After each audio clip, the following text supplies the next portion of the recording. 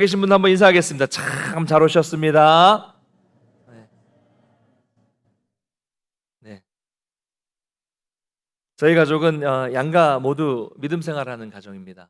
그래서 반대 없이 신앙생활도 할 수 있고 또 반대 없이 목회하는데 지장도 없습니다. 근데 가끔 보면 가족이 신앙생활을 함께하지 않아서 어려움을 당하는 분들을 보게 되고요. 또 가족이 신앙생활을 안 하다 보니까 목회하는데 전혀 도움을 못 받는 어려움을 겪는 분들을 만나게 됩니다. 가까운 사람이 신앙을 반대한다. 가까운 사람이 목회를 반대한다. 이건 생각보다 힘들고 어려운 일입니다. 반대도 힘들겠지만요. 한편으로 목회자들 같은 경우에는 이 가족들로부터 가까운 사람들로부터 기도의 조력을 받지 못한다는 것이 더 큰 어려움이라고 생각이 됩니다. 그런 면에서 저는 온 가족의 또 우리 이모, 고모, 외삼촌 이런 분들의 기도의 조력을 다 받고 있어서 참 감사하다는 생각을 합니다. 그런데 제가 설교를 할 때 제일 부담이 되는 때가 언제인지 아십니까? 예, 가족들 앞에서 할 때. 그래서 저를 가장 잘하는 분들 앞에서 할 때, 또 예전부터 저를 많이 알고 계셨던 분들 앞에서 할 때가 제일 이 부담이 됩니다. 물론 이제 지금 그런 일은 별로 없어요. 저 명절 때 모이는 일 외에는 별로 없습니다. 근데 이유는 저를 너무 잘 아니까. 옛날 모습, 그 막 코찔찔 흘리고 다녔던 모습, 막 방황하고 막 엉망으로 살았던 그런 모습들을 아시니까 부끄러워서 그렇습니다. 근데 이제 저는 고향에 갈 일이 없어요. 없어졌습니다. 고향이 이제 서울이다 보니까 그 주택 단지는 이제 아파트로 다 바뀌었고요. 그리고 그 주택 단지에 있었던 교회도 없어졌습니다. 성도들도 좀 흩어졌고요. 또 그 동네를 가도 한두 명 그 근처에 사는 사람은 있겠지만 아는 사람이 이제 한 명도 없어요. 갈 일도 없고 만날 사람도 없습니다.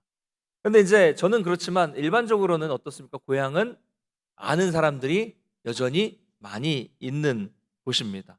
그래서 그런 자기의 고향으로 가서 목회를 하는 것은 이게 참 어려운 거예요. 특히 어렸을 때부터 자란 교회에서 자라다가 사역을 하면서 돌고 돌다가 다시 그 교회로 와서 목회를 하게 되면 이거 정말 쉽지 않은 일입니다. 이해되실지 모르겠어요. 설교를 하면 어떨까요? 아이고, 저 인간 내가 어땠는지를 다 아는데 목사 됐다고 참 말은 잘한다. 야, 내가 너 다 안다. 속으로 이렇게 생각하겠죠. 저 목사 내 친구야. 코 흘리기 때부터 같이 막 지냈던 친구고 사실은 참외서리, 수박서리 같이 하면서 막 뛰어다녔던 그 친구야. 이런 얘기 하지 않겠습니까? 저 목사 너무 잘 알지. 내가 갓난아기 때부터 기저귀 채워가면서 키웠던 그런 자식 같은 목사야. 이런 얘기가 계속 따라다니지 않겠습니까? 이런 선입견. 그래서 보면 이 어릴 때부터 그 교회에 자라서 전도사가 되고 목사가 되면 그 교회에서는 정말 힘듭니다. 어려워요. 목사 대접 안 해주죠. 이런 선입견이 있으면 아는 사람들이 있는 고향 같은 곳에서는 이 목사로 인정받기가 쉽지 않습니다. 물론 일반적으로 그렇다는 겁니다. 그렇지 않은 분도 있습니다. 잘 적응하시는 분도 있어요. 제가 아주 역사가 오래된 교회에서 사역을 했을 때 일인데요. 한 정말 연로하신 권사님이 저를 만날 때마다 늘 제 손을 잡고 이렇게 간곡히 부탁을 하시는 거예요. 목사님, 우리 상민이 있잖아요. 우리 상민이 좀 제발 좀 기도 좀 시키지 마세요. 너무 기도를 못 해가지고 대표 기도를 할 때마다 제가 막 그 기도를 들으면 조마조마 해가지고 도저히 기도에 집중할 수가 없어요. 제발 좀 우리 상민이 좀 기도 좀 시켜주지 마세요. 그러시는 거예요. 상민이가 누구지? 제가 생각을 했는데 알고 보니까 그 교회의 선임급 되시는 장로님의 성함입니다. 예. 늘 우리 상민이. 갓난아기 때부터 권사님이 업어 키우신 거예요. 똥기저귀 갈아주고 막 이유식 먹이고 밥 먹이고 놀아주고. 목사님 아들이었거든요, 장로님이. 그러니까 그 목사님 사모님 바쁘시니까 정말 교회 헌신했었던 그 처녀 때부터 헌신하셨던 그 권사님이 아이를 다 도맡아서 다 키워주신 거예요. 그러니까 어디를 가든지 60이 넘어도 우리 상민이. 그래서 그 권사님이 계시면 우리야 그냥 웃으면서 그렇구나라고 하겠지만 그 장로님은 그 권사님 앞에만 서면 권위가 안 서는 거예요. 우리 상민이. 계속 그러시니까요. 여러분, 어쨌든 오늘 고향을 방문하신 예수님도 이런 비슷한 경험을 하게 되는 겁니다. 오늘 또 예수님이 당하시는 이런 일은 대부분 고향에서 목회하는 목회자들이 많이 당하게 되는, 경험하게 되는 그런 일을 다루고 있습니다. 예수님은 천국의 비밀 이유를 다 마치셨습니다. 그리고 이제 고향에 가서 회당에서 말씀을 가르치세요. 여기서 고향은 태어나신 베들레헴을 말하는 게 아니라, 고향이라고 말할 때는 자라셨던 곳 나사렛을 말하는 것입니다. 이 지역은요, 오늘날 우리 이런 사회보다는 훨씬 더 아주 좁은 지역 사회였습니다. 아주 이렇게 다른 지역과 차단되어 있는 그런 아주 좁은 지역 사회였고요. 아주 작은 시골이었기 때문에 회당이 아마 모르긴 몰라도 나사렛에 회당이 하나, 두 개 있었을지 모르지만 하나였겠죠. 그러니까 이 회당에 모인 사람들은 어떤 사람들이에요? 예수님과 30년 동안을 같이 자라고 놀고 있었던 그런 다 아는 사람들이 회당에 다 모여 있는 겁니다. 너무 잘 아는 사람들이에요. 동네 사람들. 그런데 그 회당에서 예수님이 말씀을 가르치시는데 그 촌 사람들이 듣기에는 이 말씀이 너무 놀라운 말씀인 겁니다. 깜짝 놀랐습니다. 충격을 받은 거예요. 아니, 도대체 어떻게 어디에서 저런 지혜가 나왔어? 아니, 병을 고치고 귀신을 쫓아내는 저 능력이 도대체 어떻게 생긴 것일까? 이런 놀람이죠. 분명히 얼마 전까지 30세에 공생을 시작하시잖아요. 30년 동안 자신들과 함께 동네에서 지냈던 사람인데 이런 지혜가 있고 이런 능력이 있다는 것은 도저히 상상하지 못했던 일이고 깜짝 놀랐던 것이죠. 다시 말하자면 그들이 알고 있었던 그 사람에 대한 지식이라든가 예수님의 출신과 가족과 배경을 아무리 봐도 예수님은 도저히 이런 지혜와 능력을 가질 만한 사람은 아니었다라는 생각을 하게 되는 것입니다. 자, 그러면 예수님은 왜 고향에 가셨을까요? 그 이유는 작은 시골 마을에 있는 사람들이었지만 예수님은 자기가 자랐던 고향 사람들이 참된 복음을 듣기를 원하셨기 때문에 어떻게 보면 이 사역의 초기에 나사렛을 고향을 방문하신 겁니다. 그러니까 다른 것보다도 먼저 이곳을 가셨다는 것은 그만큼 예수님은 자라온 고향에 대한 애정이 있으셨다고 볼 수 있는 거예요. 그런데 예수님의 이런 마음과는 다르게 돌아온 것은 환영이 아니라 배척이었습니다. 배척. 그럼 고향하면 어떻습니까? 세상에서 힘들고 고통스럽고 서울로 상경했던 사람들이 다 실패하고 괴로움을 당할 때 마지막으로 생각하는 곳이 어디예요? 고향. 그래도 고향으로 가면 안식이 있고 쉼이 있고 편안함이 있는 것이 고향이잖아요. 근데 예수님은 고향은 환영받지 못하는 것, 배척당하는 것이 고향이 되어버렸습니다. 그러면 왜 예수님이 배척을 당하셨습니까? 그 이유는 예수님이 가지고 있었던 놀라운 지혜와 놀라운 능력 때문이었습니다. 너무 놀라웠기 때문에 사람들이 생각하기에, 그 시골 사람들이 생각하기에 이런 놀라운 지혜와 능력은 자기들이 평소에 잘 알고 있었던 저 사람이 도저히 가질 수 없는 거다. 이건 이상한 일이다 라고 생각을 한 것이죠. 인정하고 싶지 않았던 것입니다. 그래서 그들의 놀람은 곧 질투와 시샘과 공격으로 바뀌게 되는 것이죠. 우리 55절과 56절을 한번 읽어볼까요? 55절, 56절 같이 읽겠습니다. 시작. 이는 그 목수의 아들이 아니냐? 그 어머니는 마리아, 그 형제들은 야고보, 요셉, 시몬, 유다라 하지 않느냐? 그 너희들은 다 우리와 함께 있지 아니하냐? 그런즉 이 사람의 이 모든 것이 어디서 났느냐? 하고. 무슨 말이에요?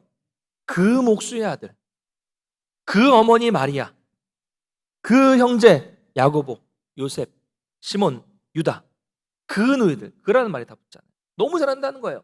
그러니까 고향 사람들은 이렇게 예수님의 배경을 너무 잘 알고 있었습니다. 너무 잘 알고 있다는 자만, 선입견, 익숙함. 그들은 예수님을 잘 알고 있다고 자부했지만 실제로는 예수님에 대해서 가장 무지한 사람들이었던 것입니다. 여기서 목수의 아들이라는 말은요, 예수님도 역시 목수다라는 말과 똑같습니다. 예수님은 아버지 요셉의 목수의 직업을 가업으로 물려받아서 한동안 목수로 활동했을 것으로 보고 있습니다. 왜냐하면 이건 당시의 시대적인 상황을 유추해 보면 뭐 거의 확실하다고 할 수 있어요.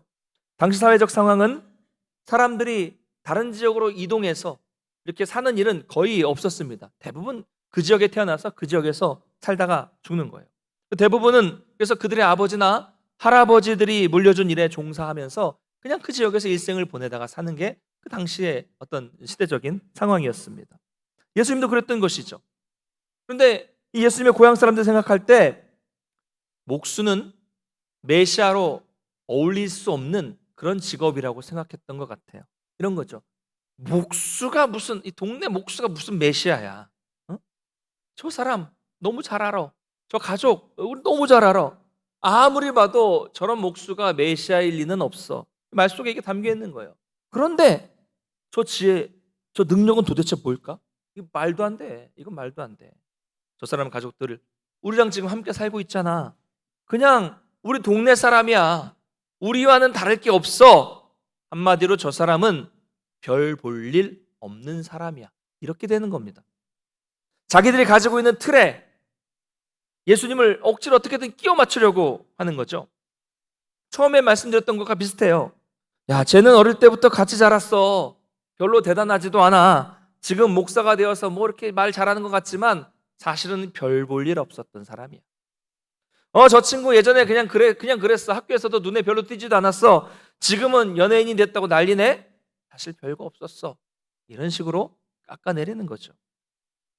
사랑하는 성도 여러분, 오늘 우리는 이 사람들의 반응을 통해서 우리의 신앙에 있어서 우리의 신앙을 방해하는 것이 무엇인지를 발견할 수가 있습니다. 첫 번째, 우리 신앙을 방해하는 것은 선입견이라는 거죠. 오해, 선입견과 오해입니다. 저 사람은 그럴 만한 사람이 아니야. 직접 겪어보지도 않고 그냥 겉으로 보이는 그 사람의 한 일 단면만 보고서 전체를 판단하는 거죠. 여러분, 이것이 사람들과의 관계가 아니라 신앙으로 들어오면 어떻게 될까요? 신앙에 오게 되면 어떻게 됩니까? 자기가 직접 경험해 본 적도 없으면서 하나님은 내가 이 일 하시는 것을 싫어하실 거야. 이것은 하나님께 기도해도 안 될 거야. 네, 이런 식으로 자기가 내가 생각하고 있는 것이 하나님의 생각일 것이라고 착각하게 되는 겁니다. 미리 자기가 다 판단하고 다 결정하는 것이죠. 자기 선입견으로, 자기 생각으로 다 판단해버리는 거예요, 신앙을. 이것은 자기가 다 안다고 생각하는 교만입니다, 교만. 여러분, 보세요. 우리가 이 세상을 살면서, 여러분 인생을 사시면서 여러 분야에서 아주 많은 경험을 하는 것은 저와 여러분의 삶에 아주 큰 도움이 됩니다. 인생의 경험은 삶에 큰 도움이 돼요. 많이 경험하는 것은 좋은 일이기도 합니다. 많은 인생의 경험은 많은 지혜를 얻게 만듭니다. 맞아요. 그러나 그럼 믿음의 측면은 좀 우리가 조심해야 합니다. 왜냐하면 많은 인생의 경험이 반드시 좋은 믿음을 가져다 주는 것은 아니기 때문입니다. 다시요. 많은 인생의 경험이 반드시 좋은 믿음을 가져다 주는 것은 아니기 때문입니다. 오히려 우리의 경험이 믿음을 방해할 때가 훨씬 많습니다. 훨씬, 아주 많은 편, 훨씬 많아요. 아주 많습니다. 여러분, 영적인 생애 그렇습니다. 하나님의 말씀과 명령에 자기 경험과 생각이 들어가는 순간 뭐가 됩니까? 불신앙이 돼요. 불신앙이 됩니다. 제가 많은 교회에서 사역을 하면서 가서 한동안 아무것도 안 해요. 봅니다. 청년부를, 강남교 청년부도 그렇지만 가서 딱 보면 그냥 가만히 봐요. 뭐가 필요할까? 봅니다. 다른 교회 가도 봅니다. 여기 뭐가 필요할까? 봐요. 그러다가 이게 좋겠다라는 생각을 하면서 뭔가 새롭게 시작해 보려고 합니다. 그러면 제일 먼저 어떤 반대에 부딪히는지 아세요? 목사님, 우리 교회 70년 역사에 그거 다 해봤어요. 목사님, 우리 교회는 그거 안 통해요. 제 말 들으세요. 이겁니다. 여러분, 목회자가 성도님들에게 뭔가를 해보자고 할 때는요, 그냥 하자는 게 아니에요. 이게 참 어렵게 말을 꺼내는 겁니다. 기도하다가 말씀을 묵상하다가 하나님이 주시는 마음이 있으니까, 또 감동이 있으니까, 그러면서 뭔가 해야 될 게 보이니까, 또 그것이 신앙의 본질이고 우리 교회에 필요하다는 확신이 생기니까 하자고 하는 거예요. 근데 그럴 때마다 꼭 자기 경험, 자기 생각대로 판단을 해서 시작도 하기 전에 일을 막아버리는 겁니다. 이런 일들은 너무 많아요. 여러분, 우리 중에도 이런 일이 없을까요? 없어야 합니다. 우리의 생각과 경험이 영적인 감각을 무뎌지게 만들어서 하나님의 일을 가로막게 되고, 또 여러 사람들의, 우리 성도님들의 믿음의 반응을 가로막는 일을 하고 있지는 않은가, 믿음의 성장을 가로막는 일을 하고 있지 않은가, 한번 우리가 깊이 고민해 보아야 합니다. 여러분은 늘 하나님의 말씀 앞에 서실 때 자신의 경험과 선입견을 탁 내려놓게 되시기를 간절히 소망합니다. 두 번째는요, 우리의 신앙을 방해하는 두 번째는 오늘 본문을 통해서 알 수 있는 것은 익숙함입니다. 익숙함. 선입견과도 연결이 되겠지만요, 익숙함이에요. 이 예수님의 고향 사람들은 예수님에 대한 모든 정보를 다 알고 있다고 주장했습니다. 너무 익숙하다는 것이죠. 예수님뿐만 아는 게 아니라 예수님의 가족들까지도 너무 잘 알고 있었습니다. 그 목수, 그 어머니, 그 형제, 그 누이들 너무 잘 알고 있었어요. 한 동네에서 오랫동안 다 함께 살았기 때문에 너무 잘 알아요. 어떤 사람은 너무 그 집 사정을 잘 알고 있었고, 그 집에 숟가락이 몇 개인지 뭐 이런 말도 하잖아요. 아는 것처럼 너무 잘 알 수 있었습니다. 늘 봐왔던 사람이에요. 옆집 형, 옆집 사람, 옆집 친구, 옆집 아들, 너무 익숙한 사람인데 그 사람을 하루아침에 어떻게 메시아로 인정할 수 있었겠습니까? 쉽지 않은 일이잖아요. 안동에서 살던 그 사람, 용산동 살던 그 사람이 갑자기 어떻게 메시아로 인정할 수 있겠습니까? 지혜와 능력이 어디서 나온 건지, 야, 저 사람은 우리랑 같이 살았는데 미쳤나? 귀신 들렸나? 이렇게 생각할 수밖에 없었던 거예요. 그래서 거부하는 겁니다. 여러분, 이런 익숙함은 우리에게 나쁜 영향을 미쳐서 믿음이 생기는 것을 막아버립니다. 여러분, 신앙에서 익숙함이라는 게 뭐가 있을까요? 아, 오늘 설교는 이 본문이구나. 너무 잘 알지? 주일학교 때부터 한 100번은 들었을 거야. 다 아는 이야기야. 별거 없겠구나. 오늘도 변함없이 또 주일이 돌아왔구나. 벌써 6월이네. 시간 참 빠르다. 오늘도 지난 주일처럼 그냥 그렇게 예배를 드리면 되겠지. 여러분, 이처럼 신앙의 익숙함은 아무런 감동도 감격도 없게 만드는 거예요. 습관적인 예배, 습관적인 기도, 습관적인 헌금, 습관적인 모임, 습관적인 봉사, 너무 익숙한 종교 생활, 그냥 해왔던 대로 그대로 하면 된다라고 생각하는 이런 안일함은 우리의 신앙을 생기 없는 신앙, 죽은 믿음으로 만들게 되는 것입니다. 말씀을 들어도, 예배를 드려도 아무런 마음의 감흥이 없고 변화가 없는 거예요. 여러분, 처음부터 그랬을까요? 처음엔 안 그랬어요. 여러분도 처음 예수 믿고 뜨거웠을 때는 안 그러셨잖아요. 제가 중학교 1학년 때 모태신앙원 다니다가 중학교 1학년 때 예수를 만났다고 말씀을 드렸었는데요. 그래서 그때부터 이 수련회가 얼마나 이 말씀이 기다려졌는지 몰라요. 중학교 1학년 겨울 수련회, 여름 수련회, 2학년 겨울 수련회, 여름 수련회, 3학년 여름 수련회, 겨울 수련회, 고등학교 1학년 겨울 수련회, 여름 수련회, 이럴 때까지. 중간에 뭐 임력원 수련회도 있고 무슨 뭐 수련회 막 많았겠죠. 그럴 때마다 말씀을 들으면 너무 설레는 거예요. 근데 여러분, 수련회 때 뭐 그냥 아무것도 안 하다가 말씀을 듣는 게 아니잖아요. 낮에 아이들 뭐 합니까? 막 물놀이도 하고, 뭐 그때 유행했던 철로 역정 뭐 이런 거 한다고 막 코스마다 선생님들이 있어서 막 뭐예요? 막 얼차려도 주고 막 이렇게 막 뺑뺑이도 돌리고 막 그랬잖아요. 극기훈련 같은 것도 하고, 막 예전에 저희 때는 막 뭐 그러셨겠지만 저희 막 팔굽혀펴기도 시키고 오리걸음도 시키고 막 엎드려 뻗쳐도 시키고 막 다 했어요. 막 이런 거 하면 얼마나 피곤합니까? 중학생이. 그러면 저녁 때 되면 저녁을 딱 먹으면 그냥 어디 짱 박혀서 숨어서 자고 싶어요. 너무 피곤합니다. 그런데 말씀에 대한 기대가 너무 컸죠. 오늘 이 저녁의 집회, 정말 내가 인생이 반드시 주님 만나서 변하리라, 이런 이 간절한 마음, 이 말씀에 대한 감격이, 어떤 이 사모함이 너무 크니까요. 어떻게든 안 졸아보려고, 어떻게든 이 정신 차리려고, 찬양할 때 피곤하고 그래도 목소리 높여서 막 찬양하고 잠을 깨우는 겁니다. 그리고 전도사님이, 목사님이 말씀을 전하시면, 지금 제가 생각해도, 제가 목사 입장에서 봐도 참 어떻게 보면 좀 논리도 좀 어설프고 앞뒤도 잘 안 맞는 설교였지만, 그래도 막 2시간을, 뭐 3시간을 들어도 꼼짝도 안 하고 그냥 거기 집중해서 들었습니다. 중학생이요.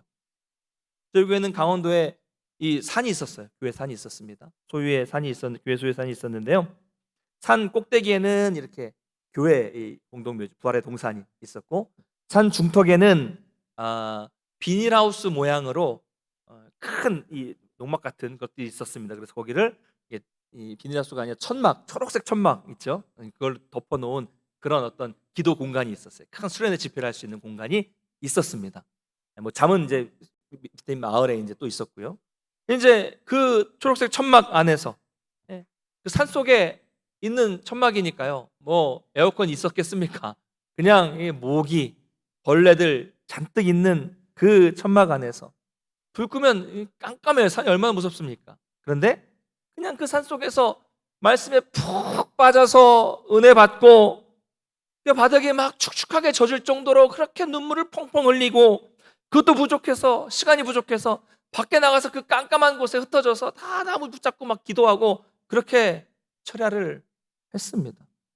그래도 그 시간이 너무 아까웠어요. 중학생이 노는 시간보다 기도 시간이 아까웠다니까요. 여러분 안 믿어지세요? 아무리 주일학교 때부터 그렇게 들었던 말씀이라고 하더라도, 익숙한 말씀, 잘 아는 말씀이라고 하더라도요, 그 말씀이 들으면 들을수록 그렇게 은혜가 됐어요. 그렇게 은혜가 됐습니다. 그 기도의 자리가 너무 그리워요.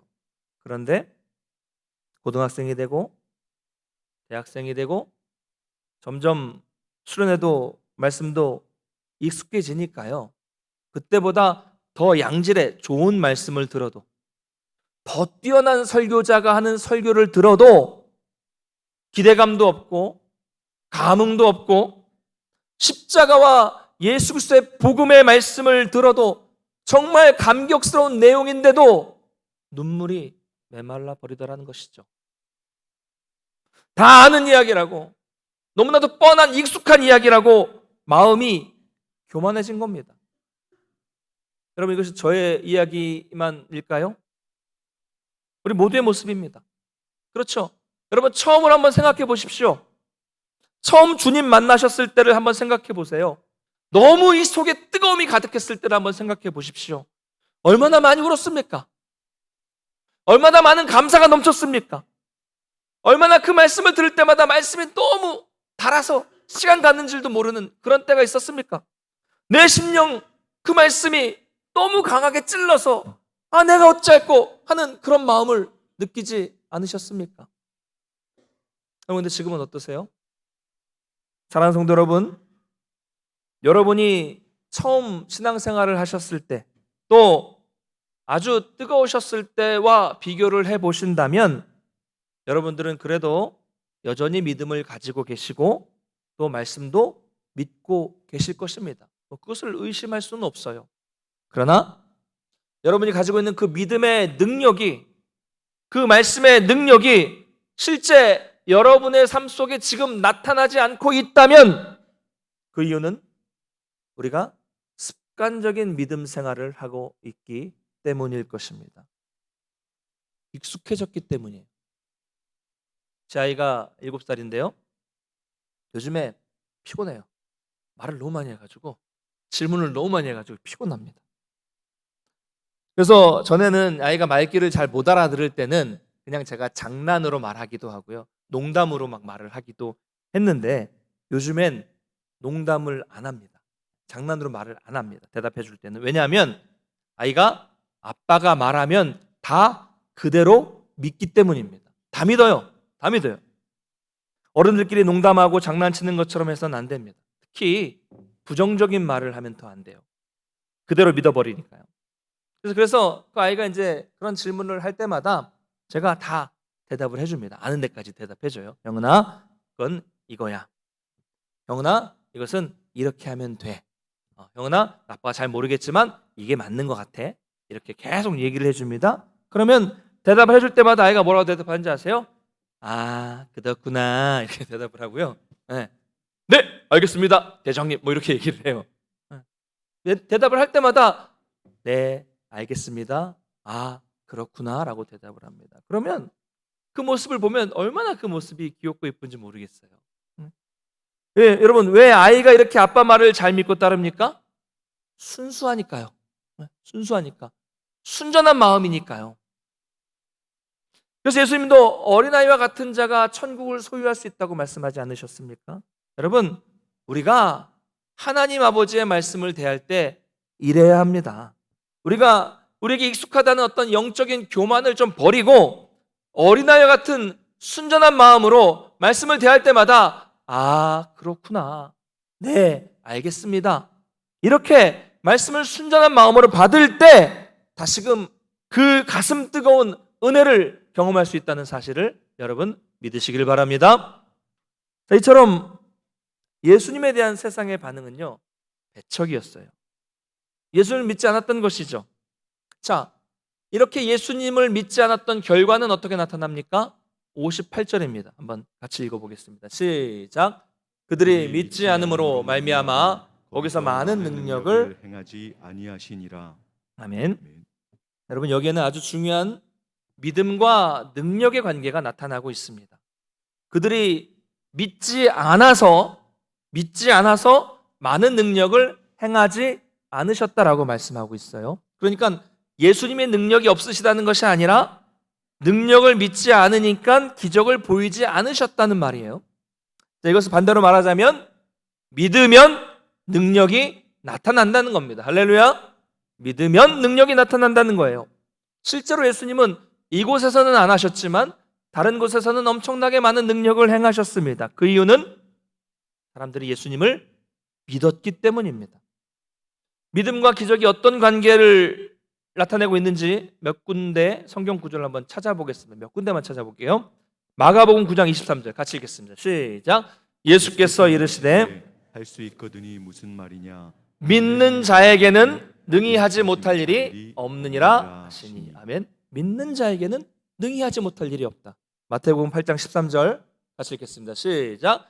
예수께서 백부장에게 이르시되 가라, 내 믿은 대로 될지어다 하시니 그 즉시 하인이 나으니라. 내 믿은 대로 될지어다. 마태복음 9장 22절 시작. 예수께서 돌이켜 그를 보시며 이르시되 따라 안심하라, 내 믿음이 너를 구원하였다 하시니 여자가 그 즉시 구원을 받으니라. 마태복음 9장 29절 시작. 이에 예수께서 그들의 눈을 만지시며 이르시되 너희 믿음대로 되라 하시니. 할렐루야. 여러분 어떻습니까? 기적과 하나님의 능력이 나타나는데 믿음이 얼마나 중요한가 여러분 아시겠죠? 우리는 그러므로 예수 그리스도의 능력을 확실히 믿고 간절히 기도해야 합니다. 여러분, 안 된다고 하지 마십시오. 됩니다. 성경은 된다고 말씀하고 있습니다. 이 성경의 말씀을 여러분 하나님 말씀으로 믿으십시오. 이 예수님의 말씀은 이 2000년 전이나 지금이나 앞으로나 영원히 변하지 않는 하나님의 아버지의 말씀입니다. 할렐루야. 여러분, 성경에 나타나는 기적들, 우리가 방금 살펴봤던 이 마태복음, 마가복음의 이 기적들, 창조, 출애굽의 기적들, 홍해, 반석의 물, 사도행전과 수많은 사건들, 성경에 나타나는 사건들은 허구가 아닙니다. 그 기적은 믿는 자에게 지금도 그대로 나타나게 됩니다. 여러분, 사람도 변할 수 있습니다. 남편도, 아내도, 여러분 부모님도, 자식도, 그 원수도 다 변합니다. 내가 30년 기도했는데요, 이젠 안 될 것 같아요. 여러분, 이런 불신앙의 말씀을 하지 마십시오. 어렵다, 안 된다, 못한다, 이런 말씀 습관적으로 하시면 안 됩니다. 출애굽기 14장 14절 말씀을 한번 찾아보겠습니다. 읽겠습니다. 시작. 여호와께서 너희를 위하여 싸우시리니 너희는 가만히 있을지니라. 아멘. 여러분, 이 말씀은요, 너희는 가만히 있을지니라, 있을지어다, 이 말씀은요 히브리어 원어로 보면 침묵하라, 잠잠하라, 이런 의미입니다. 하나님이 이제 홍해의 기적을 베푸시기 전입니다. 이제 하나님께서 홍해의 기적을 베푸실 것인데, 그때 그에 앞서서 이런 말 저런 말 안 된다, 못한다, 돌아가고 싶다, 괜히 나왔다, 이런 불평의 말, 부정적인 말 하지 말고 침묵하고 조용히 믿고 기다리라는 겁니다. 누가 일하세요? 하나님이 일하시니까 거기다가 불평하지 말라는 거죠. 잠잠히 기다리면 하나님이 알아서 기적을 베푸신다는 거예요. 여러분, 우리 가운데 얼마나 부정적인 말, 불평하는 말, 불신앙의 말이 있습니까? 이게 뭐 긍정의 힘이라 긍정적인 사고방식을 말하는 게 아닙니다. 하나님을 향한 믿음을 말하는 겁니다. 신뢰를 말하는 거예요. 하나님의 능력을 믿고 잠잠히 조용히 기다리라는 거예요. 믿고 기다리라는 겁니다. 안 변할 것 같은 제가 변해서 여기가 목사가 된 것처럼, 안 변할 것 같았던 여러분들이 변해서 이 자리에 앉아 있는 것처럼, 하나님의 능력을 온전히 믿고 잠잠히 기도하면 반드시 기적이 일어나고 반드시 변화가 생깁니다. 할렐루야. 여러분, 말씀 맺겠습니다. 사랑하는 성도 여러분, 우리가 가진 지식, 우리의 어떤 선입견, 우리의 익숙함은 우리의 신앙을 가로막을 수 있다는 것을 여러분 기억하시면서, 그 말씀에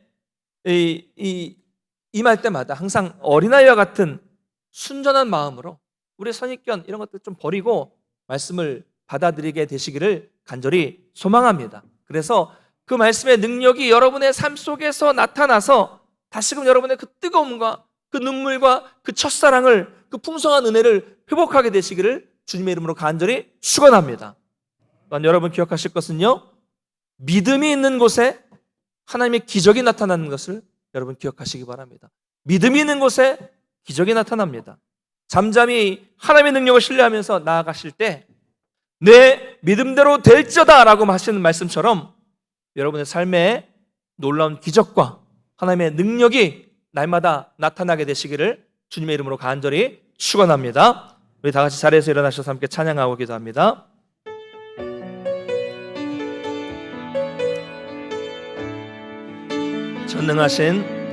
전능하신 나의 주 하나님은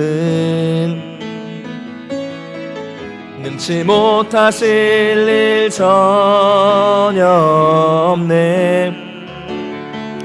우리의 모든 간구도, 우리의 모든 생각도, 우리의 모든 꿈과 모든 소망도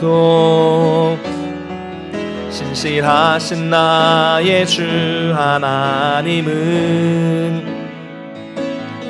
우리의 모든 괴로움 바꿀 수 있네. 불가능한 일 행하시고 죽은 자를 일으키시니 그를 이길 자 아무도 없네. 주의 말씀 의지하여 깊은 곳에 금을 던져 오늘 그가 놀라운 일을 이루시는 것 보라. 주의 말씀 의지하여 믿음으로 금을 던져 믿는 자에게 능치. 다시 한번 고백합니다. 전능하신 나의 주 하나님은, 전능하신 나의 주 하나님은 능치 못하실 일 전혀 없네. 우리의 모든 간구도, 우리의 모든 생각도, 우리의 모든 꿈과 모든 소망도 신실하신 나의 주 하나님은 우리의 모든 괴로움 바꿀 수 있네. 불가능한 일 행하시고 죽은 자를 일으키시니 아무도 없네. 주의 말씀 의지하여 깊은 곳에 금을 던져 오늘 그가 놀라운 일을 이루시는 것 보라. 주의 말씀 의지하여 믿음으로 금을 던져 믿는 자에게 능치 못. 다시 한번 고백합니다. 주의 말씀 의지하여, 주의 말씀 의지하여 깊은 곳에 금을 던져 오늘 그가 놀라운 일을 이루시는 것 보라. 주의 말씀 의지하여 믿음으로 금을 던져 믿는 자에게 능치. 다시 한번 고백합니다. 믿는 자에게 능치 못한. 다시 한번 주심으로 고백합니다. 믿는 자에게 능치 못함 없네. 사랑하는 성도 여러분, 우리가 오늘 말씀을 기억하면서 믿음을 가지고 주님 앞에 기도하기를 원합니다. 우리가 가진 경험과 어떤 지식과 선입견으로 하나님의 일을 가로막고 우리 신앙이 성숙하는 것을 가로막는 죄를 범하지 않도록 인도해달라고 기도하겠고요, 선입견과 익숙함을 버리고 항상 어린아이와 같은 순전한 마음으로 말씀을 받아서 다시금 우리의 신앙의 열정과 신앙의 감격과 그 뜨거움과 눈물과 첫사랑을 회복할 수 있도록 내 심령 붙잡아달라고 기도하겠고요, 우리가 이 땅을 살아가면서 하나님의 그 큰 능력을 확고히 믿음으로써 우리의 일상의 삶에 놀라운 기적이 나타날 수 있도록 인도해달라고 함께 기도하겠습니다. 말씀 기억하면서 다 같이 우리가 한 마음으로 기도하며 나가겠습니다. 같이 기도합니다. 사랑의 하나님 아버지, 은혜를 감사를 드립니다. 오늘도 저희들에게 은혜를 베풀어 주시고 예배 가운데 불러주시고 말씀을 주셔서 이렇게 기도할 수 있도록 인도하시니 감사를 드립니다. 하나님, 예수님께서 고향에 가셔서 배척당하시는 모습을 보면서 우리의 신앙을 방해하는 것이 무엇인가를 다시 한번 생각해 보게 됩니다. 우리에게 가진 경험과 지식과 선입견 때문에 하나님의 일을 가로막고 우리의 신앙이 성숙되는 것을 가로막는 일을 범하지 않도록 우리를 불쌍히 여겨주시고 우리를 인도해 주시옵소서. 선입견과 익숙함을 버리게 해주시고 하나님의 말씀 앞에서 어린아이 같은 순전함으로 말씀을 받게 하여 주셔서 다시금 우리 가운데 신앙의 열정과 그 눈물과 그 뜨거움과 감격과 첫사랑을 회복할 수 있도록 주님 우리 심령을 만져주시고 주님 임하여 주시옵소서. 주여 우리를 불쌍히 여겨주시고 습관적인 예배, 습관적인 신앙생활에서 벗어나게 해주시고 익숙함의 교만함을 버릴 수 있도록 붙잡아 주시고 겸손하게 주 앞에 나갈 수 있도록 주여 인도해 주시옵소서. 하나님 아버지의 우리 예수의 능력을 믿는 믿음을 허락하여 주셔서 그 믿음으로 말미암아 우리의 일상의 삶에 놀라운 기적이, 그 능력이 나타날 수 있도록 도와주셔서 늘 주님과 동행하는 우리의 삶이 되게 해주시고 늘 주님과 함께하는 복된 삶이 될 수 있도록 도와주시옵소서. 우리 성도들을 불쌍히 여겨주시고 우리 마음에 놀라운 시간 아버지가 나와 은혜를 베풀어 주시옵소서. 참 좋으신 하나님 아버지, 은혜를 감사를 드립니다. 오늘 예배와 말씀을 통해 다시 한번 우리가 주님의 보좌로 나아갈 수 있도록 인도하시니 감사를 드립니다. 예수님께서 고향에서 배척당하시는 모습을 보면서 우리의 신앙을 방해하는 것이 무엇인가를 다시 한번 고민해 봅니다. 우리의 경험 때문에, 세상의 지식 때문에, 내가 가지고 있는 이 작은 선입견 때문에, 익숙함 때문에 하나님의 일을 가로막거나 또 우리의 신앙이 또 성장하는 것을 가로막는 그런 우를 범하지 않도록 우리를 인도해 주시옵소서. 우리가 하나님의 말씀 앞에 설 때 우리가 가진 선입견과 그 익숙함을 내어 버릴 수 있도록 붙잡아 주셔서 어린아이와 같은 그 순전한 마음으로 말씀을 들을 때마다 아, 그렇구나, 네, 알겠습니다 라고 순종으로 받아서 다시금 우리 신앙의 열정과 우리의 감격과 그 뜨거움과 눈물과 그 첫사랑을 회복할 수 있도록 주님 우리의 심령을 만져 주시옵소서. 우리가 이 땅 살면서 불신앙으로 살아가지 않도록 도와주시고 하나님의 능력을 확신하고 잠잠히, 불평하지 않고 이상한 말하지 않고 잠잠히 하나님이 우리의 삶에 놀란 능력과 기적을 베풀어 주시는 모습을 바라볼 수 있도록, 목도할 수 있도록 우리 삶에 주님께서 함께하여 주시옵소서. 이제 돌아갑니다. 돌아가는 발걸음 지켜주시되, 특별히 우리 성도님들 참 이 어려운 때를 살아가고 있습니다. 코로나로부터 안전하게 건강 지켜주시고, 참 물가도 많이 오르고 어려운 시대를 살아가고 있는데 경제적으로 어려움 생기지 않도록 가정과 일터와 또 사업장을 책임져 주시고, 또 우리 이 약한 세대 가운데 우리의 자녀들이 엇나가지 않도록 하나님께서 복된 만남 주셔서 좋은 길로 인도해 주셔서 항상 우리 교회 모든 성도들이 하나님이 주시는 은혜와 풍성함과 그 기쁨과 그 복락을 누리며 살아갈 수 있는 우리 동문의 모든 성도님들 될 수 있도록 주님 도와주시옵소서. 감사드리며 예수님의 이름으로 축복하며 기도드리옵나이다. 아멘. 이제는 우리 주 예수 그리스도의 은혜와 하나님 아버지의 그 크신 사랑하심과 성령님의 교통케 하시는 역사가 이 땅에서 하나님의 능력을 확고히 믿고 잠잠히 그 능력이 우리 삶 속에서 이루어지는 것을 보며 살기를 결단하는 모든 성도들 머리 위에, 우리 가정과 또 생업과 자녀 위에, 주의 몸된 이 교회 위에 이제로부터 영원토록 함께 있을지어다. 아멘.